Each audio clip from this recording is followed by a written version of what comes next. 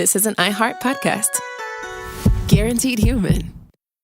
Brought to you by the reinvented 2012 Camry. It's ready. Are you? Welcome to Stuff You Should Know from HowStuffWorks.com.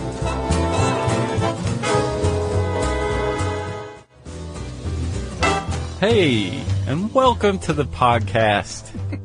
I haven't said that in a long time, and I said it just like P.F. Tompkins for some reason. Oh, yeah? Yeah, that's kind of how he would say it. But you're not wearing a vest and bow tie. No, and my mustache is non-existent, too. Or a pork pie hat. I've got nothing except for that one inflection. Okay. That's the only similarity. So Josh is in a great mood because it's Friday. Yeah. And we're actually, not like we aren't usually pleased to be here, but we haven't done this in 2 weeks because we've been doing other stuff and we stacked up, recordings, and it's a genuine pleasure to be back in here doing this. It is. Like, I feel like I could do this with my eyes closed. Yeah, try it. Start no. podcasting. I can't see my notes. Okay. Well, it's still pretty good, Chuck. You got a joke in there anyway. Thank you. Yeah, I'm happy to be here because I know I can do this. Right. There's not a camera in front of us exactly. making us feel inferior. Yeah. You feel good? Mm-hmm. I feel good too, Chuck. So I'm going to use that good feeling to give you an introduction, okay? Let's hear it. Let's say, Chuckers, that you did not have a very good time in high school. But I did. But I'll imagine that I did not. You're suspending disbelief here. Okay. You were one of the less popular kids, perhaps because of that one time you wore that cape to school. Yeah. It didn't go nearly as well as you had expected it would. I thought I would be lauded as a superhero among my peers. Right. But they made fun of me. Right. Okay. And that pretty much set the timber for the rest of your high school experience. and life. It really stuck with you, Uh-huh. It really got in your craw that you were so mistreated in high school. Right. And you had a couple of friends, Kevin and Jim, and they had similar experiences, and you guys are now in your 30s or 40s. You've got a little money, and you still are driven by bitter anger. Right. You want vengeance, right? Right. So you're not exactly the type to kill somebody. No. And your idea of revenge is pretty grand. So what you decide to do is to start your own country. Hey, that's a good way to get back at the jerks in high school. Exactly. This is the legal way to do it, right? Okay. All you do is start your own country, and you invite these guys to come visit, and then throw them in prison the moment they get there. Okay. Done. Maybe even put them on a terrorist watch list before they get there, Uh-huh. and not alert your authorities Yeah. of what's going on, and then just sit back and wait for the good times to roll. Right. Okay? All right. Done. There's a couple of problems here. Okay. One, you have no idea how to start your own country. Well, I do in real life because I've read your article, but yeah. Well, that's what I was going to say. We're here to tell you. That's right. So everyone who hears this podcast will know how to start their own country, pretty much. And it's easier than you'd think. In theory, sure. Well, let's talk about it, Chuck. All right. Okay. Well, one way, Josh, that you can do so, and history has shown that it's works, is a larger nation, let's say Great Britain. They used to be into colonizing places all over the world. Yeah, here or there. Lovely places that they like to relax on the beach. Mm-hmm. And they did so, well, Rhodesia is not exactly on the beach, but I was speaking of like the Virgin Islands. Sure. But they did that. A larger nation colonized a smaller one and changed the name to Rhodesia and said, this is a new country. Yes, you are now Rhodesians. Yep. And if you don't like it, we've got guns here. And that is one way to do it. And then there's the opposite way to do it. Uh-huh. You could be a Rhodesian and be like, you know what? We have guns now, too. Right. Or Zimbabwe. And now this place is called Zimbabwe. Yeah. Yeah. Zulu. Yeah. And then there's, let's see, the kind of secession where you go buy an island. Yeah. And basically say, okay, this island is now its own thing. Yeah. I think, didn't Marlon Brando own his own island? Yeah. I don't think he tried to make it his own country, although he may have. There are a significant number of islands for sale in the world. Really? Yep. They're pretty small, though, huh? Or I guess they range. I mean, they're small enough, or they're big enough. Right. The problem is getting electricity. That's the big problem, I think. Yeah. Although if I was going to buy an island, I would try and keep it off grid, or do the solar thing or Did something you really? like that. Sure, yeah. Heck yeah. Oh man, I'd deck my island out. Well, I'd want mine decked out though, but you can still deck it out with solar panels and Like the Swiss Family Robinson or something? yeah. Okay. That's just how I roll. But the more customary way of starting your own country is, like we were saying, say Zimbabwe or something like that, is called a land-based secession. Yeah, not as easy. No, it really isn't, because whereas if you were to buy a deserted tropical island that a country technically owned but wasn't doing anything with, they probably wouldn't put up too much of a fight. If you own property in a country and say this is no longer part of this country, you're going to get some sort of resistance. Yeah, absolutely. Right? Like Russia. Soviet Union obviously dissolved, and they're still doing battle with Georgians, today.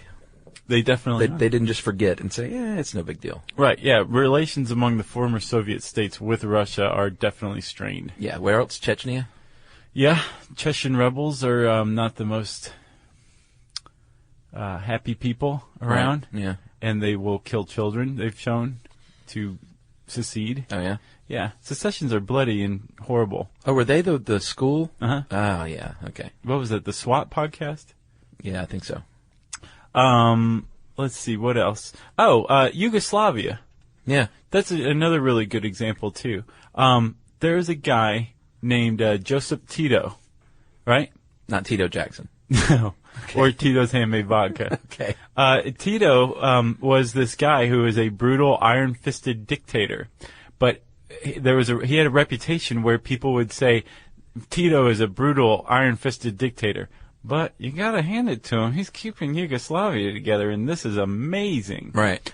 Yugoslavia, before Tito and then after Tito, were a bunch of ethnic people, groups living together that had hated each other for 1,000 years. Right. Like I think the problem between the Albanians and the Serbs went back to a massacre or the murder of a martyr in like 12 something. Really? In the 13th century. Wow. So Tito comes along and is like, nope, you all live together in my country. After Tito dies, Yugoslavia falls apart, and all of a sudden you have Albania, Serbia, all that stuff. Right. But these were huge, enormous problems for the world. The Balkans are a big match, or a big flashpoint, right? Sure. But ultimately what happened was a bunch of ethnic Albanians said, you know what, we're no longer part of Serbia. We have our own nations now. Right. That's one way to do it. That's land-based secession, and like we said, it's usually kind of bloody, right? That's right. But there are a few steps that Albanians took, that Serbs eventually took, and that other people have taken that are basically like a 4-part means of becoming an independent nation. Yeah. So also I have to give a huge shout out to Joshua Keating, who wrote a really cool article on foreign policy at Foreign Policy magazine about this. That formed the basis of this article. It's just way better. His is way better. Oh, really? No, mine is way better than the editor at Foreign Policy magazine. Well, so 3 things, Josh, and we're going to talk about the 4 steps, but 3 things that generally give you a leg up if you want to form a new country is a population of, I would guess, like-minded folks. Not just a population, a permanent population. Like, this is these people's homeland, or this is where they live, this is where they farm. Right. Not, they're on vacation here, let's get a country going, huh? Yeah, exactly. Government and land. That'll really give you a leg up if you've got those 3 things. It's a good starter kit. And there's a 4th one that's not necessarily, those 3 are internationally recognized as, yes, if you have those 3 things, then you're on your way to forming a country. Was the 4th currency? The 4th is that government has to be able to communicate with the outside world. Oh. And then that came out of a treaty in 1933 in Montevideo, where the U.S. said, okay, we'll leave Latin America alone. You guys are your own sovereign nations now. Right. We'll just undermine you covertly rather than overtly. Right. And that's kind of disputed. I think the United States recognizes it still, but other countries don't necessarily see that as criteria for nationhood. Well, it's tricky, and we'll see here in a minute when we start talking about the awesomely funny and wacky Sealand. I can't wait. Being recognized, it's some people recognize certain things, and some people say you're a sovereign nation, and then or an independent. It's very formal and informal whether or not you're recognized or not. And I can't really tell when you're a legitimate country anymore. No, really, the only way there isn't. If another recognized country recognizes you as a country? Even that doesn't necessarily mean anything, because take Taiwan. Mm-hmm. Taiwan used to be a recognized country, part of the UN, and then in 1971, Nixon threw it to the dogs as an olive branch to China, and Taiwan hasn't been part of the UN since then. Are they trying to be? Yes. Really? Every and they're couple of years vetoed? they petitioned to come back into the UN, not even come in the first time, to come back. Right. They got booted out because Nixon was like, yeah, the U.S. isn't backing you any longer. We got our formally. little empty chair there with our little placard. I see it right there with the microphone. Exactly. There's a little earpiece interpreter. It has like a cobweb dust on it.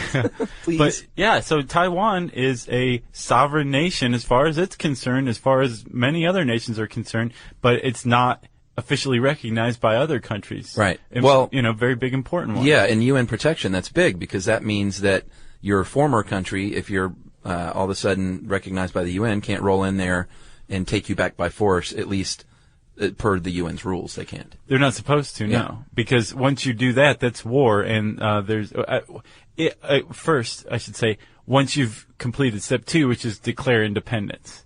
Right. You got to write your own Declaration of Independence. Right. And then once you write your own Declaration of Independence, send it to the important people that need to see that, I guess. Right. Well, the country that you're seceding from. Well, sure, they'd be first on the list. Sure. And then if you can get recognized, then you're a sovereign nation basically on the international stage, and that's an act of war, an unprovoked act of aggression on par with Pearl Harbor or 9/11 or whatever. Sure. And I think that what you mentioned, Kosovo and Montenegro, as being on the winning side of those laws that kept them protected from Serbia.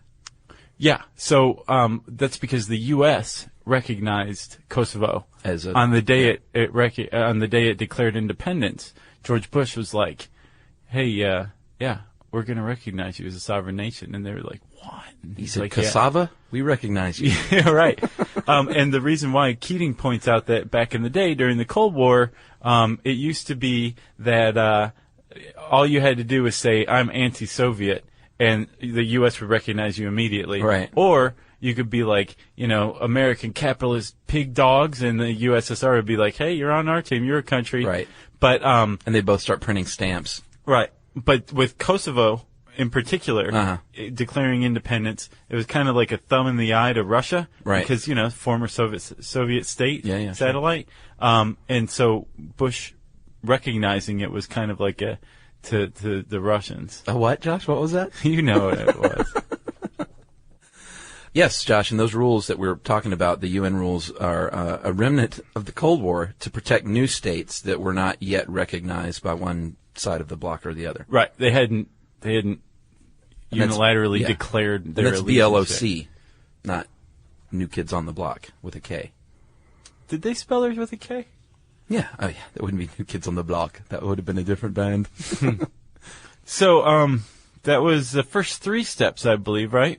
You Yeah. have criteria, declare independence, you petition for UN recognition, and I should also say it's incredibly easy to petition for UN recognition. It's almost cute how easy it is. It's almost adorable that you can just write a letter. Tell them, Chuck. Well, you just write a letter to the Secretary General and say, "I would like to be a country." That was a mix of like 8 accents, so Right. Don't call me out on that It sounded one. a lot like, Vodka? Yes, that's exactly who it sounded like. Thank you very much. So, you just write a letter and getting in, I mean, the letter writing part is easy. That's the big part. And as a matter of fact, as a PSA, we're going to give you the address to send your letter to if you are going to declare your independence. You want to address your letter to Ban Ki-moon, Secretary General, the United Nations, First Avenue at 46th Street, New York, New York, 10017. And all you have to do is say, "Mr. Ban, we would like to be a nation. We have a sedentary population. We have a government. Our government can even talk to people if you're into that kind of thing. Yeah, we got phones. And we have a geography. So let us in, huh?" Chuck, also, to be accepted into the UN, You need recognition by a 2/3 vote. Okay. And a 2/3 majority says that you're a, quote, peace-loving state that can carry out the duties of the UN Charter. That means you are in. Yes, but that can be easily vetoed by member nations. And like you pointed out in the article, I guess it's you want to make friends with the big players in the UN and get them on your side. That would definitely help. Yeah. There's neutral countries are always like, sure, well, we're neutral, whatever you want to do, pal. Right. They don't carry much weight, though. No, not nearly as much as, the you could basically call them bully countries. Yeah. Countries that have the economic and military might to push everybody else around. Right. Make decisions for the rest of the world. So if you can get recognized and get in bed with one of those guys, your nation's going to start to thrive. Another way to get your nation to thrive is to attract foreign investors. Yeah. You pointed out natural resources. If you happen to have an island like, it's a big one. Let's say the Waponi Woos had Boobaroo, if you remember. I don't remember that. Boobaroo was this mineral, I believe, that the Waponis had. Mm-hmm. I remember he wanted their island. That was the whole point. Well, he wanted it for Boobaroo because it helped out with whatever his business was. Lloyd Bridges, of course, we're talking about. He was so great. The late, great Lloyd Bridges. I liked his little stint on Seinfeld toward the end of his life. Man, that was so good. He just came out of nowhere. Because he was the father of the old trainer, right? He was the trainer, and then his son would drive the car, right? While he was turned around shouting out of a bullhorn at Jerry. But wasn't there even an older? Wasn't his father no, his also son was an old man. Okay, that's and what he it was the older man. Yeah.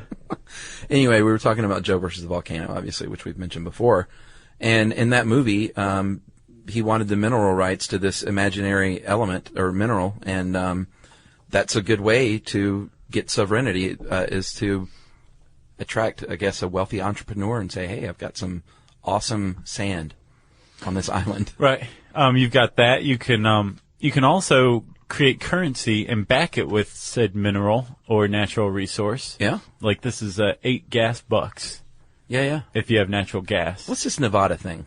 There's a guy who, what's the name of the place? The Republic of Mollassia.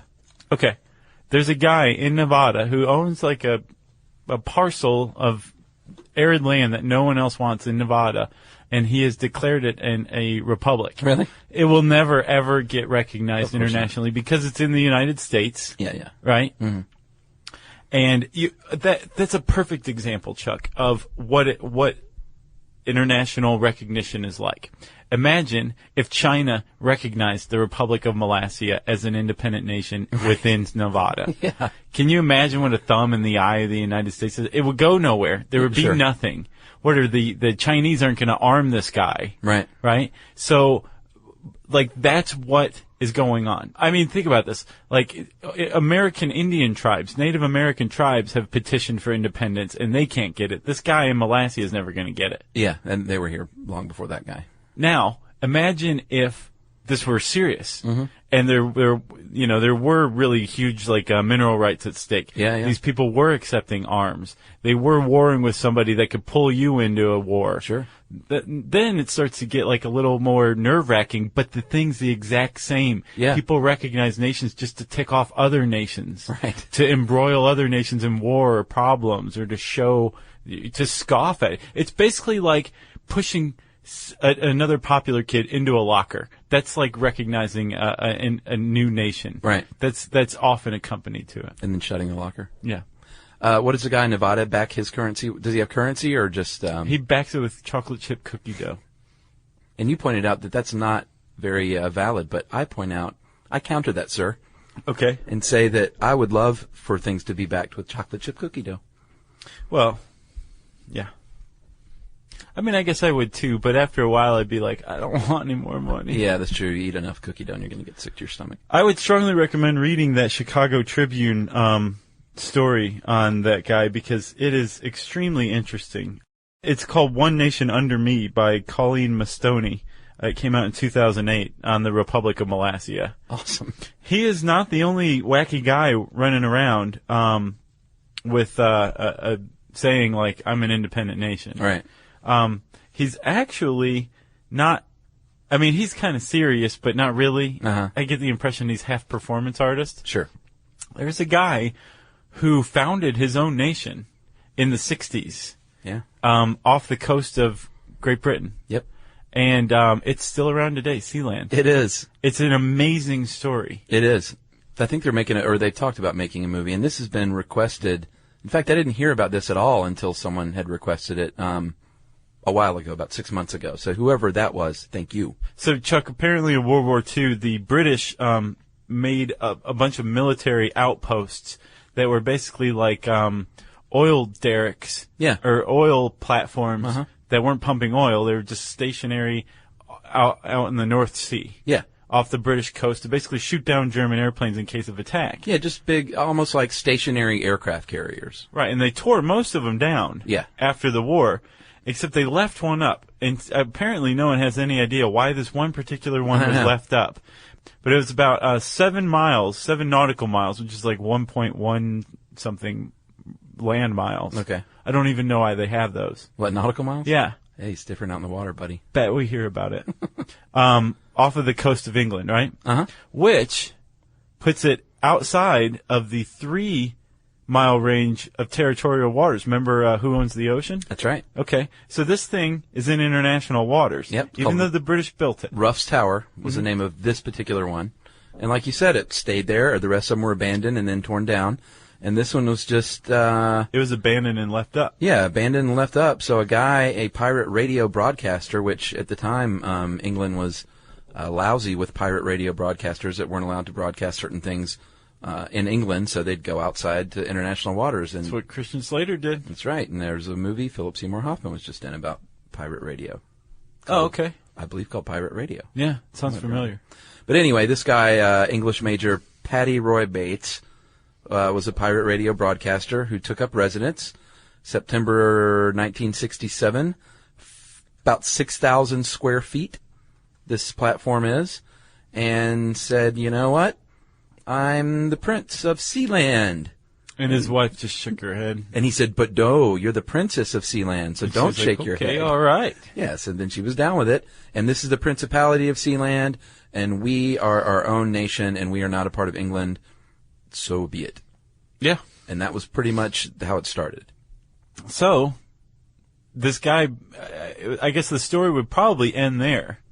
But this guy was bound and determined. He was dead serious. Yeah, to get recognized. Call him a crackpot or whatever, but this guy made this place, right? One of the great crackpots, though. So, I guess what was that? That was in 1967. Yeah. The next year, the British Navy sailed into this guy's waters. They were aware of him. Yeah, they went to fix a buoy. Is that what happened? Yeah, there was some sort of buoy out there that needed maintenance, so they entered his waters, air quotes, and his son Michael, actually, I think this was wrong. I think his son Michael is who fired warning shots in the air and got in trouble. Well, you get the attention of the Navy when you start firing shots for their attention. Sure. You know? That was kind of a big deal. Yeah. Back on the island of England, a lot of people were calling for this guy to be court-martialed or thrown in jail or something, right? Yeah. So a case was brought against him in the House of Commons, or in the Common Court. Right. Right? A lawsuit, basically. And the court ruled, we can't do anything. This is not within our jurisdiction. Yeah. It's not within English jurisdiction. And they went, sweet. And through that ruling, it was recognized and documented that this guy had a de facto sovereign nation. That's right. The court of another nation, another sovereign nation, ruled that it had no jurisdiction over this place called Sealand. This platform. Yeah. Out in the ocean. So 7 years later, they proclaimed a constitution. They have since then have developed a flag. They have a coat of arms. Mm-hmm. It's a nice coat of arms. Yeah, it's nice, and it's on the flag. Yeah. They have a national anthem. They have stamps. They have currency, Sealand dollars, which are equivalent to $1 American dollar. I guess whatever the American dollar happens to be, that's Sealand changes along with us. Uh-huh. And they had passports made. Yeah. And they gave them out to people. They didn't sell them. There's about 200 of them in existence, real ones. Today. Yes, there's 500 times more forged ones in existence. Right, because people started to use Sealand as like a way to open bank accounts. Okay. They just forged these documents, and since no one had ever seen them, people would say, well, what is this? And then they go do some research, and they'd say, oh, well, okay, this is a real thing, okay. And they would give them the loan. August. There'd be a lot of okays. August of 78, let's flash forward a bit. Okay. They, quote-unquote, win a war. This guy named Alexander Achenbach, who called himself the Prime Minister of Sealand, apparently when the Prince of Sealand and the Princess were on the British mainland, he sent in some mercenaries to take I keep wanting to call it an island, to take Sealand. Why? I didn't find out why. I'm not sure, to be honest. Okay. I guess he was, he said he was a prime minister, so maybe he was trying to, he had enough of Prince Roy's iron-fisted rule or something, and he wanted to take it for himself. Right. He was tired of him strutting around. So they sent these helicopters and speedboats in. There was a battle. They kidnapped the son Michael. Yeah, this is serious. Took Sealand by force, and then Roy hears of this, obviously. He gets on it and wages a battle against these mercenaries and wins and retakes Sealand, holds these people captive, releases the Dutch. There were Dutch and Germans. Right. And charges Achenbach with treason because he was prime minister of Sealand, holds him, and this is the best part of the whole thing. Eventually, Germany sent a diplomat to Sealand to negotiate his release, and that is used today still as de facto evidence because an official diplomat from a country came to our country to negotiate with us. So that is de facto proof that we are a sovereign nation. Well, it's proof 2 out of 2 at least. Yeah. Although, like all the stuff they were doing internally, like issuing passports and forming currency and a flag and other national treasures, that